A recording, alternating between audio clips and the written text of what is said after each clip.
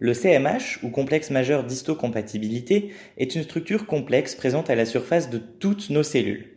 Alors toutes, on est déjà dans un terme péremptoire puisqu'en réalité les globules rouges, les cellules de la cornée, certaines cellules embryonnaires, certaines cellules du système nerveux n'ont pas de CMH, mais on ne va pas rentrer dans le détail. En bref, ce système est à la base de la reconnaissance du soi, donc de ce qui va appartenir à notre organisme, et du non-soi, donc de ce qui va être étranger à notre organisme, comme les agents pathogènes, alors les bactéries, les virus, les champignons, les parasites, etc., ou des organes transplantés par exemple.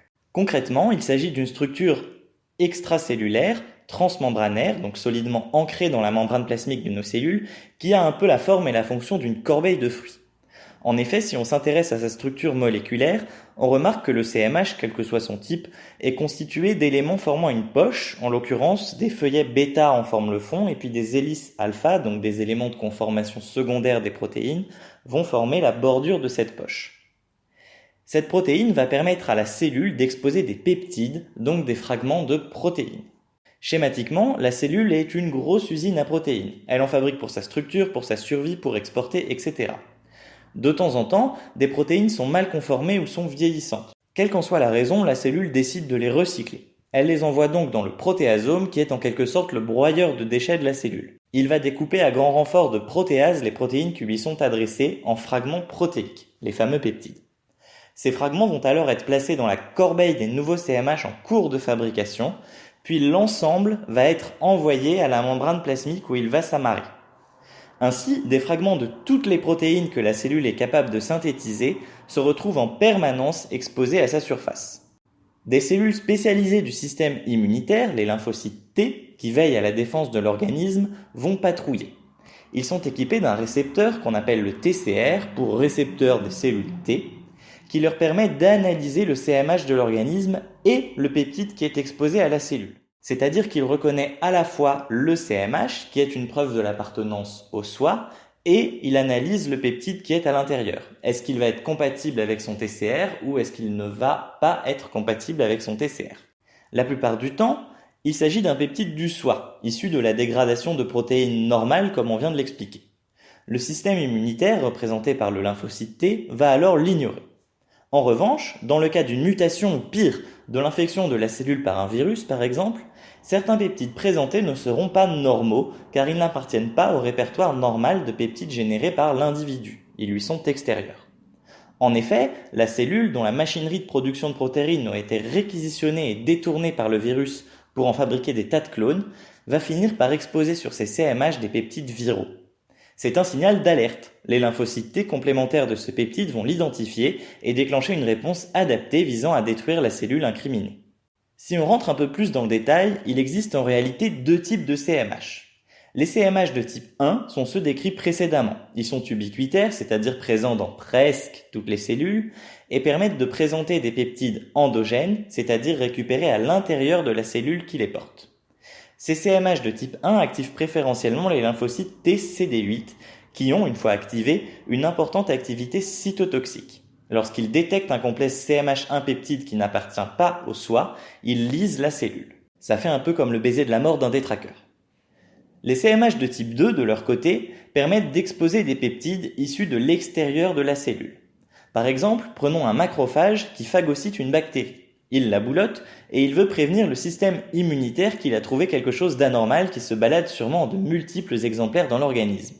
Mais s'il présente un peptide de bactérie, qui est donc du non-soi, sur un CMH de type 1, il va se faire détruire. Ce qui serait tout à fait contre-productif puisque ce n'est pas lui qui héberge la bactérie, il l'a juste repérée dans l'organisme.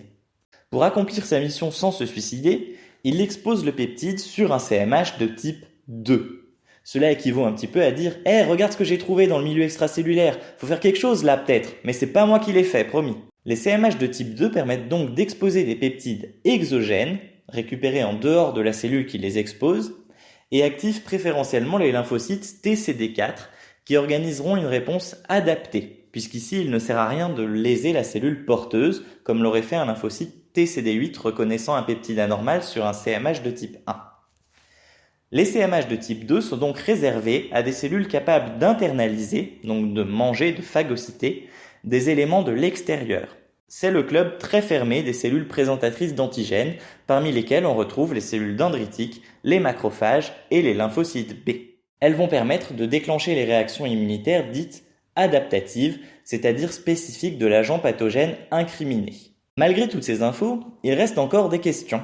Alors, pourquoi histocompatibilité ? Pour répondre, il est nécessaire d'en passer par un peu de génétique. En réalité, le CMH, qu'il soit de type 1 ou de type 2, n'est pas codé par un gène isolé, mais par plusieurs. 3 pour le CMH1 et 6 pour le CMH2, chacun pouvant générer un CMH complet et fonctionnel. En plus de ça, chaque gène présente une grande diversité allélique. Par exemple, 67 allèles pour le gène A du CMH1, 39 allèles pour le gène C et jusqu'à 149 pour le gène B. Comme l'on possède tous 2 exemplaires de nos chromosomes, qui ne portent pas nécessairement les mêmes allèles, chaque cellule lambda de notre organisme présente alors simultanément 6 CMH de type 1 différents. On dit que l'expression du CMH est multigénique, puisque gérée par 3 gènes, multiallélique, puisque chaque gène peut être représenté par différents allèles, et codominante, puisque les 6 allèles portés par nos chromosomes, 2 pour chaque gène, sont exprimés. Encore plus fort, il existe un grand polymorphisme génétique qui concerne surtout les parties du CMH qui forment la fameuse poche de présentation des peptides. Cela signifie que chaque polymorphe d'un même type de CMH aura une poche un peu différente de son voisin. Loin d'être un problème, cela a un avantage. En effet, cela va permettre, par modulation de l'affinité de la poche pour tel ou tel peptide, de ne pas présenter toujours la même chose sur tous les CMH, ce qui serait complètement inutile d'un point de vue protection et défense de l'organisme. Ainsi, le pool de CMH d'un individu donné ne présentera pas les mêmes peptides que le pool de CMH d'un autre individu. On va parler de différence de répertoire peptidique présenté. D'un autre point de vue, cela signifie que pour une protéine donnée, seuls quelques peptides seront effectivement présentés au lymphocyte T, et ces peptides seront différents en fonction de l'individu.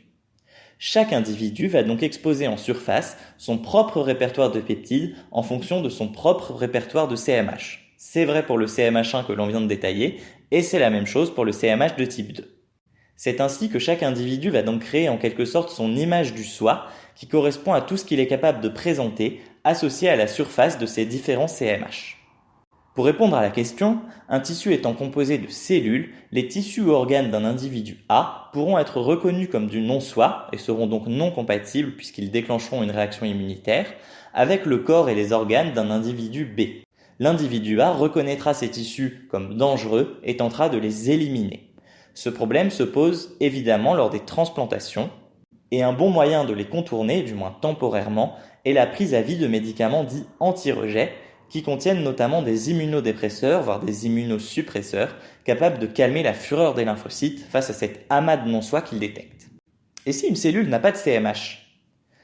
Pour les cellules qui ne possèdent pas de CMH de manière native, comme les globules rouges par exemple, ce complexe est remplacé par d'autres qui assurent de maintenir l'appartenance au soi. Il s'agit de quelque chose de très connu que l'on appelle le groupe sanguin. Alors le plus connu, ce sont les systèmes ABO et le système Rhesus, mais en réalité, il existe une trentaine d'autres de systèmes qui définissent le groupe sanguin d'un individu. Par exemple, le système Kell, le système Duffy, etc. D'un autre côté, certaines cellules, notamment des cellules cancéreuses, n'expriment plus de CMH. C'est un moyen de défense de la cellule cancéreuse. Puisqu'elle n'exprime pas de CMH, le lymphocyte TCD8 tueur ne peut pas détecter qu'elle produise des peptides anormaux, puisqu'elle ne les présente pas sur ses CMH, puisqu'elle n'a pas de CMH. Et ainsi, les lymphocytes CD8 tueurs, qui normalement défendent l'organisme contre les tumeurs, laissent les cellules tumorales tranquilles. L'organisme a néanmoins trouvé une parade. Des lymphocytes spéciaux, appelés NK pour Natural Killer, sont capables d'éliminer, sous certaines conditions, toutes les cellules qui n'expriment pas de CMH alors qu'elles le devraient. Pourquoi on trouve l'acronyme HLA pour parler d'une fonctionnalité similaire ? On va utiliser le terme HLA pour parler des antigènes des lymphocytes humains. En clair, il s'agit du CMH, mais spécifiquement chez l'homme. Voilà, cet épisode est à présent terminé. Bien sûr, le finalisme et l'anthropomorphisme dont les textes sont emplis étaient nécessaires à la rédaction, mais ne représentent pas la réalité un peu plus froide des choses. N'hésitez pas à proposer des thématiques dans les commentaires pour une prochaine vidéo. Et si on ne devait pas se revoir d'ici là, passez de belles fêtes de fin d'année. Salut!